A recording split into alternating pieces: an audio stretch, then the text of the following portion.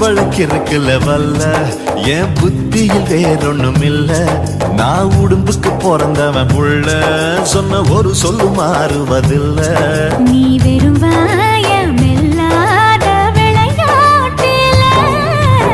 ஏடி கள்ளச்சு என்ன தெரியலையா ஓடி வெள்ளச்சு